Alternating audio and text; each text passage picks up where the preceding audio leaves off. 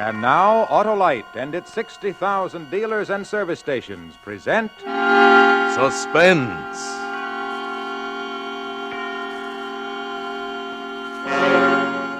Tonight, Autolite brings you Mr. Robert Montgomery in The Thing in the Window, a suspense play produced and directed by Anton M. Leader.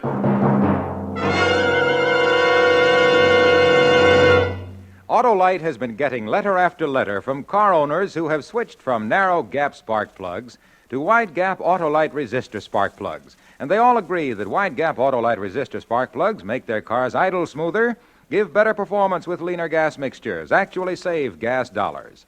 And here's another amazing fact. These folks noticed that wide gap Autolite resistor spark plugs actually cut down spark plug interference with radio and television reception. So, friends, head for your nearest Autolite dealer to replace your narrow gap spark plugs with wide gap Autolite resistor spark plugs. You and your engine will be mighty happy that you did. And now, Autolite presents Robert Montgomery in a tale well calculated to keep you in suspense.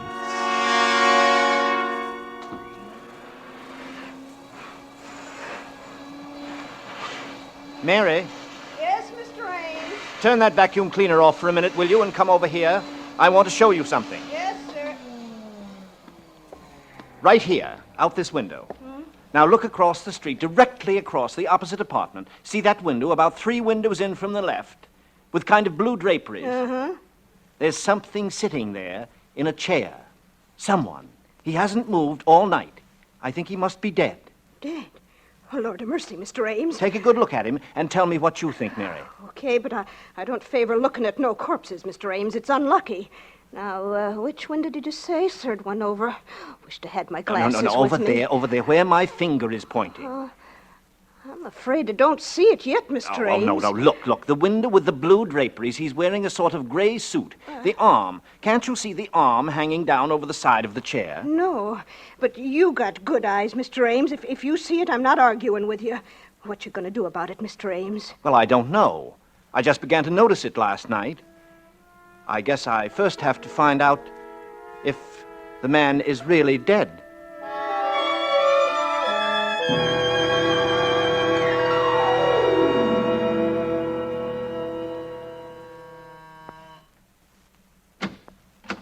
Yeah? Hello. I'm Martin Ames. Are you the superintendent of this apartment house? That's what it says on the door. I've come to inquire about one of your tenants. What is it you want to know? Well, I live across the street, and, well, I'll be frank with you, sir. I've been looking out my window across to this building now for 2.5 days, and there seems to be someone dead in one of the windows. Yeah? Which window? Well, it's on the 10th floor. I've counted up from the street, and it's 10 stories up. There's the window with blue draperies, about 3 windows in from the left, facing toward me, that is, and there's a man sitting there, slumped down in a chair. Just a minute. I'll get out my chart. 10th floor up from the street. That's the 9th floor. The lobby counts 1. We got 3 apartments there along the front of the house. It's in the front. That's right. Now, 3 windows in from the left. That'd be 9B. A Yes. 4-room. No, it couldn't be right. 9B is 2 ladies. And you say this is a man? Yes. Young or old? Well, I can't tell. The face isn't clearly visible. The head's slumped forward, but he's wearing a gray suit, and he's sitting in a high, wing-back chair. Don't place him. Well, maybe he doesn't belong in the house. Maybe he was visiting somebody. As I say, this is all conjecture, of course. He may not be dead, but I've watched him a good deal. I'm home a lot in the daytime. My profession, the stage, doesn't take up too much of my time, and it looks mighty suspicious. Okay. I'll check it. Do you mind if I stay around? No. Sit down. I'll give 9B a ring first on the house phone.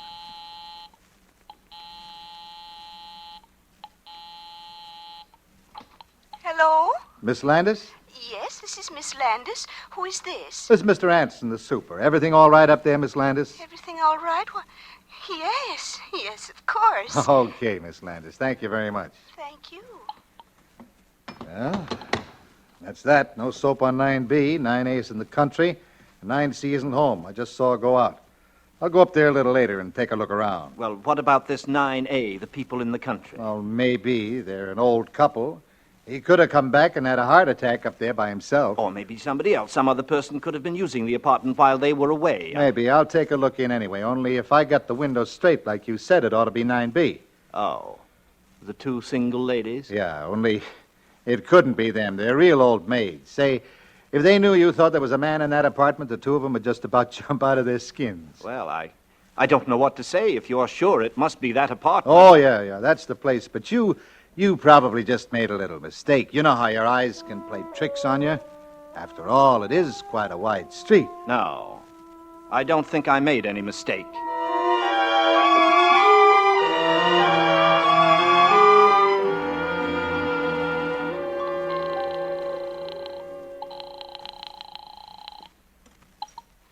Hanson speaking. Oh, hello, Mr. Anson. This is Mr. Ames. Again? It's not there. But, Mr. Anson... I checked up on the 3 apartments this morning. No dead bodies in the whole place. But I can see it. It's still there.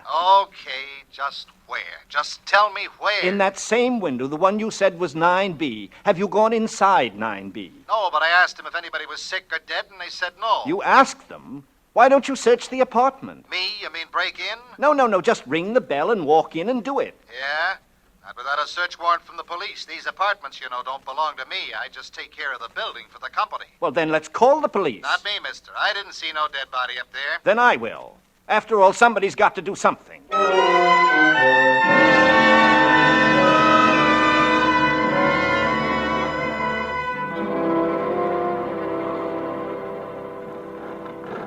I still maintain, officer, these two sisters are as refined ladies as you could find anywhere. High-class church-going ladies. They used to teach school up here at PS 13. Yeah, that don't mean a thing. And they got a dog in there. Now, will you tell me one dog that would stay for almost a week in a flat with a dead person? I'm not telling you nothing. All I know, this gentleman, Mr. Ames, reported a stiff over here. And if he says there is one, there is. Till it's proved different. Right, Mr. Ames? Well, I keep seeing the thing day in and day out.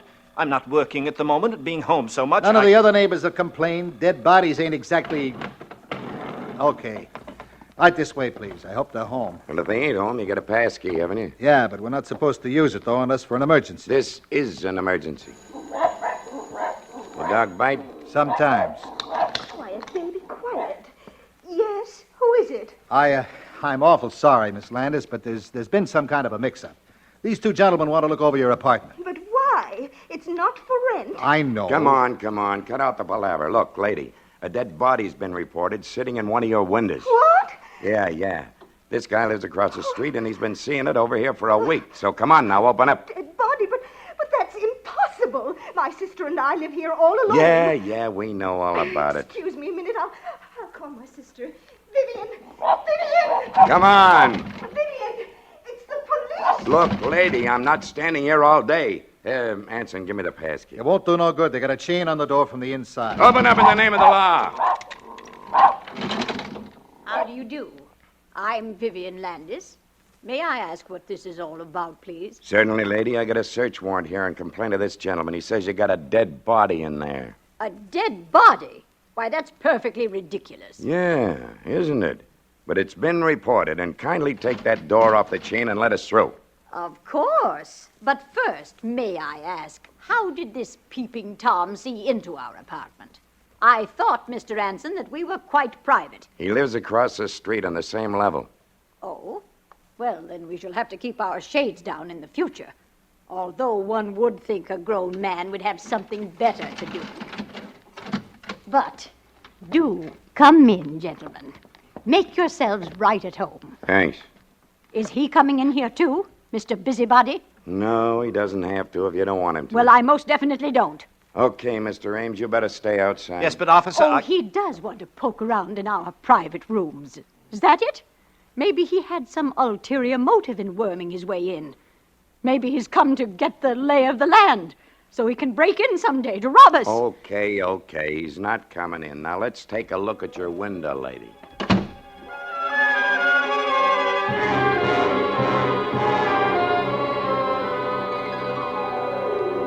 Ames, Yes, officer? what's the big idea? You didn't find it? No. That's very strange. Yeah? The only thing strange about it is your eyesight. You ought to get your glasses changed. There wasn't anything in 9B? No. I don't understand it. How could I have seen it so distinctly and it not there? But perhaps it isn't in the window now. Perhaps they hid it while we were waiting outside that door. Hid it. Now, where does one hide a dead body in a 4-room flat? I looked in all the clothes closets, under the sofas, in the chests. Well, perhaps they got it out with some help. What about that fellow Anson? He acted so nervous and subservient. Maybe, but I doubt it. Anson's been running this house a long time, and he's a family man. It'd be taking an awful chance. I see. Well, you probably think that... You know, it's so terrible to keep seeing it and seeing it, feeling that it's slowly decaying in there in secret. Why, the thing could be there for weeks. It's so high above the street, and it only seems to be visible from my apartment. Do you think if you investigated those two women... Investigated them? How? I searched their flat. I mean their whereabouts for the last couple of weeks, their backgrounds. Perhaps if you had them followed... By what right? On the grounds that you say you saw a dead man in the window? There ain't no legal corpus delicti. And don't you think so, my friend? I know. That's the awful part of it for me. Legally, my hands are tied until the actual body is found, but perhaps it'll never be found. Perhaps it's already being destroyed. Well, then if it's gone, what have you got to worry about? You won't have to sit and look at it no more. No, I hope it is. I tell you, it's really getting me down. I haven't slept for nights keeping vigil. I'm in a nervous state, and I haven't been this nervous in years. Yeah, I can see that. Well, why don't you try forgetting it for a while? Try not to look over into that window or go away for a change. You done what you could, Mr. Ames. If there is a stiff over there, well, that's my business, ain't it? And if there isn't... You mean... You think I may be... I'm not saying nothing, Mr. Ames, but if I was you, I'd try catching up on my night's sleep.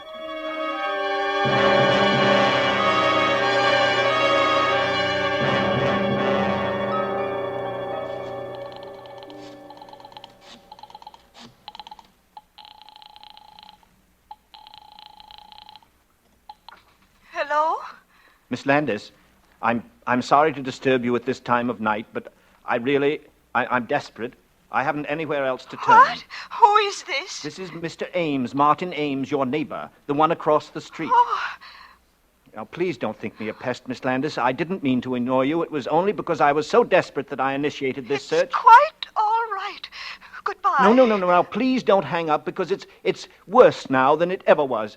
Miss Landis, I've been sitting here opposite your apartment, staring into your windows, and I'm only asking you to help me, Miss Landis. Help me just a little. Help you? It's still there, Miss Landis. What is still there? The dead body in your window. But there isn't. How dare you, when the police... I know now it hasn't anything to do with you. But would you do me just one favor, Miss Landis? Would you go into your living room and check just once more? I won't. I'll do nothing of the kind. You're out of your mind. Perhaps I am, Miss Landis. That's what I'm trying to find out. And anyway, I don't see how you can see in. I pulled the shades down in there yesterday morning. Yes, I know. They're all down still. And how can you see? I can't. At least not the actual body. It's just the silhouette. I'm not maligning you or your sister, Miss Landis. If there's someone dead in there, it's not you who are doing it, but think of me. If you could just be here and look over and see the shadow of those quiet fingers and that shoulder and that head. Oh, please, stop it. Stop it. It's not here. It isn't. Tell me just one thing, Miss Landis. There is a chair by that window, though, isn't there? Yes, there's a chair. A high-backed wing chair. Yes. And have you anything on it? Anything piled up, I mean, like curtains or cushions or a dressmaker's dummy? Oh, of course not. Then would you do me just one more favor, Miss Landis, please? As an experiment, would you just go into the living room and move that chair away from that window? If I do it, will you stop pestering us? Will you let us alone forever? Yes, if it works. What do you mean? Do you mean I can't tell you, Miss Landis, until you move the chair. Oh, all right. I moved it away from the window. It's at the other end of the room, and there's nothing in it. It's empty. I see. Well, thank you very much, Miss Landis. I know what I have to do now. You mean? Yes, Miss Landis. It's still there.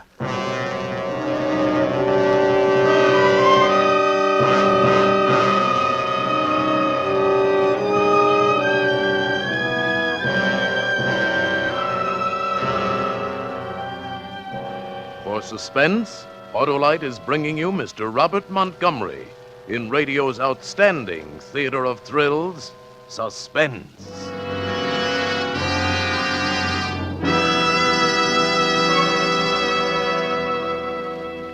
Say, Hap, what have these stars around here got that I haven't got?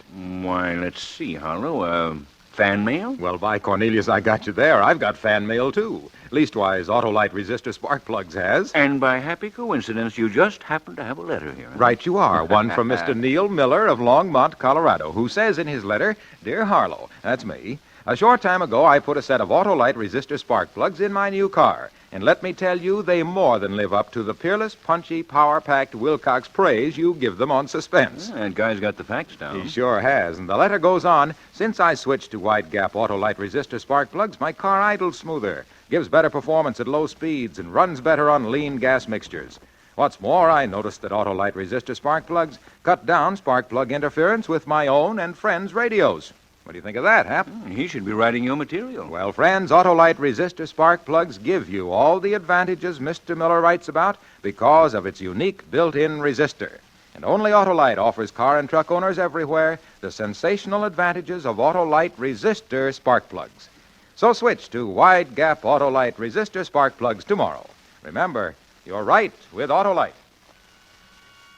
And now, Autolite brings back to our Hollywood soundstage Mr. Robert Montgomery as Martin Ames in Lucille Fletcher's story, The Thing in the Window. A tale well calculated to keep you in suspense. When you can plainly see a corpse in the window of an apartment across the street, a corpse that no one else can see, not even the police you sent to investigate, what are you to think? And what are the tenants of that other apartment to think?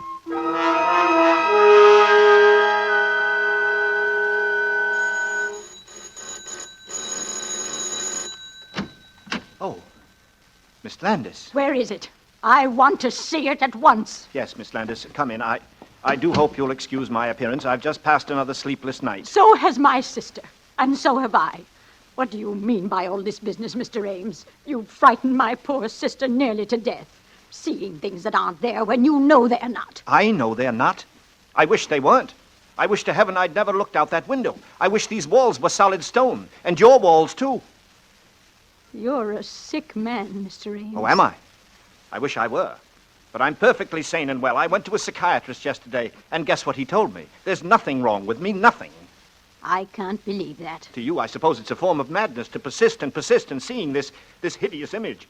But not to me, Miss Landis. I've finally come to an entirely different conclusion. And what is that? The supernatural. The supernatural? A ghost? What nonsense, Mr. Ames. Yes, I suppose it is nonsense to you, isn't it? You've been a school teacher. You believe in logic, common sense, the things that give a pretense of solidity to this frail little life of ours. But I'm an artist. I've always had a feeling for the thing beyond, the intangible, the shadowy. And sometimes out of the shadows we glimpse the yawning fangs of the eternal. You put things rather oddly, Mr. Ames. Just exactly what do you mean? Simply this. I checked on that building with the real estate agents yesterday afternoon after I'd left my psychiatrist, and there was a murder. In our apartment? The report didn't say. You know how they try to hush these things up, but it was a man, a young man, the lover of one of the tenants, a Miss Sweetser. Sweetser? Why, that's the name of the people who lived there before us. But they were an elderly couple, Mr. and Mrs. Sweetser. I never saw any Miss Sweetser. She died. She was the daughter. She killed herself afterwards by jumping out one of the windows. Oh, how perfectly awful. It's rather a ghastly coincidence, isn't it? Was it out our window? Who knows? She must have been a very neurotic person, though, this Miss Sweetser. Half-crazed almost with love or jealousy. I checked on the details in an old newspaper. She cut his throat, nearly decapitated him. And it said that when they lifted his body out of the chair later... Excuse me, Mr. Ames. I'd rather not hear. I still can't believe... If there is something, if there could possibly be something, why haven't we seen it, too? Why should you... Haven't you seen it, Miss Landis? No. You're sure? Never? Perhaps in the middle of the night, getting up and passing that room, seeing that chair outlined against the window? Oh. Just in passing, perhaps? You've never had a glimpse? No. I really must be going. No. Please stay and look at it. I want you to see it out of my window. My sister Elaine, she's so nervous. I just can't leave her alone so long. But then how will I know, Miss Landis? I thought you came here especially. It'll only take a minute. It's right here in this bedroom. I just have to let up the Venetian blind. Miss Landis! Miss Landis?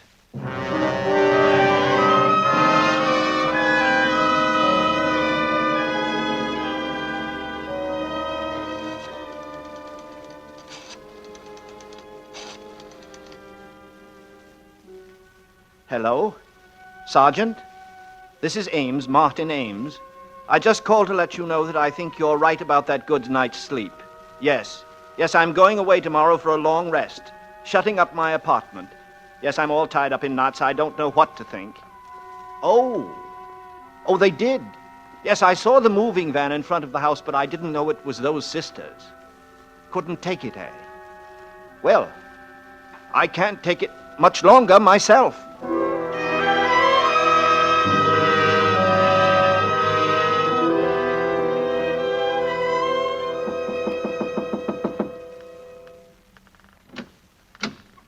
Well, Marty, bravo, bravissimo, old boy. Shh, not so loud. Why all the mystery? The superintendent here doesn't like me. I should think he would not like you, grabbing this beautiful apartment right from under his nose. He probably had it promised to a friend. But you've got it now, Ronald, just as I said. So I have, old boy, so I have. And it's beautiful. I'm crazy about it. You've outdone yourself. You've been more than generous. Think nothing of it, Ronald. I'm glad to do it. For such a distinguished colleague. It certainly was nice of you. And I wish I could do something in return, Marty. I really do. Perhaps that play I'm doing next season. There's a part in it, a very small part, but very necessary. Thanks just the same, but I'm doing pretty well just now, Ronald. How? Do you, like the place, Ronald? Like it? Look at that living room, those gorgeous casement windows. It's like a stage. And what a place for parties. I don't know how you found it, Marty, in this housing shortage. You must have a sweetheart in the real estate business. Oh, I managed. Why, when your call came, I wouldn't trust this to anyone but myself. I left the whole cast just standing there on the stage while I came over. Tell me, how did you do it? Oh, it's rather a long story. Let's sit down, shall we? Here, in the living room. No. You take the chair. Oh, I guess they must have left it when they moved out. Well, to be frank, Ronald, I got this apartment by a ruse. a ruse? What kind of a ruse? Oh, it was a nasty one, all right. I frightened the last tenants away. I told them I saw a dead man sitting here in this window. Oh, no, not really. How clever of you. But of course, there wasn't. No, of course not. I made him up out of whole cloth. You see, I live across the street, directly across, in that apartment with the striped curtains. Oh. They were very scary women. I used to watch them from my own place, always going to bed early, always pulling down the shades at night. I know the type. Then there was this chair by the window. That very one that you're sitting in now. Really? One night, just sitting there late, I got an amusing thought. There was a kind of shadow across the chair that night. Reminded me a little bit of a corpse. It came to me that it might be fun to create a part, a character, a corpse that wasn't there. I don't follow you quite. Some actors need a play, Ronald, to create a role. Others, the great ones, work out their own dramas. I proceeded to invent a part for myself. I was the eyewitness, the innocent bystander across the street who saw the corpse in here. I kept seeing it, and finally, by the power of suggestion, it became real enough to frighten them away. It's very clever, but rather drastic. Not at all. Proved my point, didn't it? Oh, yes. And it got you the apartment. Well, really, that was very kind. I've always hoped we'd be neighbors, Ronald. As a matter of fact, the whole idea for this thing came to me on that day last May when you turned me down for that part. Outside of Sardes, do you remember? You said you were looking for a place then. Did I? Oh, yes. It was then that I first thought how nice it would be to see you. Right across the street, sitting in this window. I simply had to bring it about. That was the night I went to work on the thing in earnest. My- No, Ronald, don't get up. I'm not through. Oh, really, old boy? I'm afraid the gang at the theater, they don't even know I'm here. They'll wait. People always wait for you, don't they, Ronald? I could call them for you, of course, but the phone's been disconnected. I'm afraid which way's the door, old boy? Really, Marty, it's been very kind What's of you. the matter? Don't you like the apartment? Aren't you going to take it after all my work? Oh, yes, I like it very much, but The door's locked. Yes, Ronald. I'm afraid you'll have to find your way out. Oh!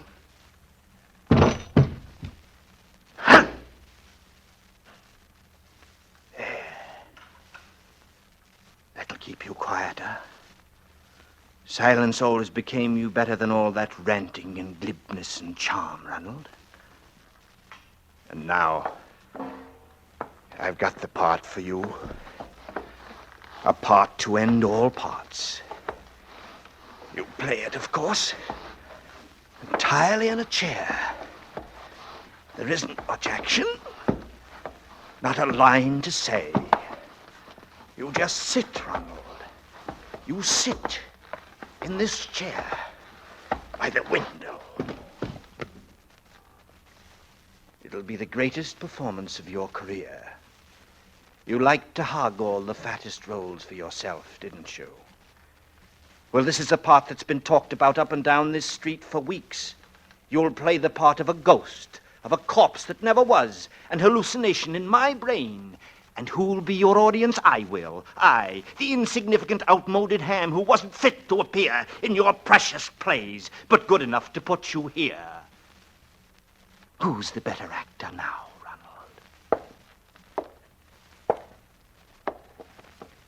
Goodbye, Ronald. No one will see me go out, but I'll see you across the street. Okay, Miss Landis, I got the pass key right here. That's so kind of you, Mr. Ransom. Personally, I begged her to leave the old thing here and have you throw it out, but Elaine listened. It's Mr. Ames. Ames. Yes, I was just going.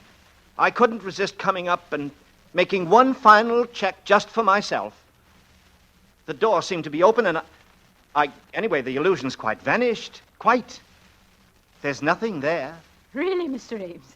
That's good. All right, Mr. Ransom. Will you ask the moving men to go in there now and take away the chair?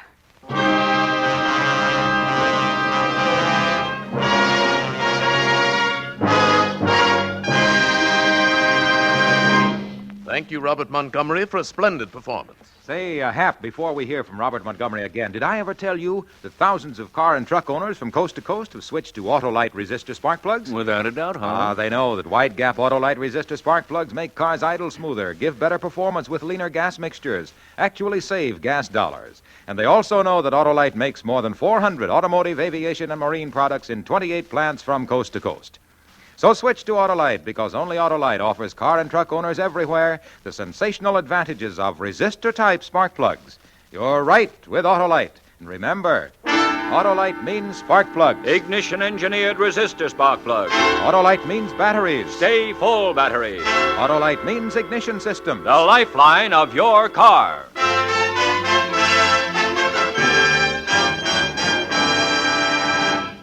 And now, here again is Mr. Robert Montgomery. It has been a great pleasure to return to Suspense. And I wish to thank the splendid cast which Tony Leader assembled for tonight's performance. Too, I want to call your attention to the very unusual program planned for next week, when radio's outstanding theater of thrills will bring you Jim and Marion Jordan, Fibber McGee and Molly, and a special story called Backseat Driver, another gripping story in Suspense. Robert Montgomery may currently be seen in the Warner Brothers picture June Bride. Tonight's suspense play was written by Lucille Fletcher. Music was composed by Lucian Morawek and conducted by Lud Gluskin. The entire production was under the direction of Anton M. Leader. Remember Thursday, hear Fibber McGee and Molly in Backseat Driver. This is the Autolite Suspense Show. Remember, you're right with Autolite. So switch to Autolite. Thousands of polio victims need your help. Join the March of Dimes today. This is CBS, the Columbia Broadcasting System.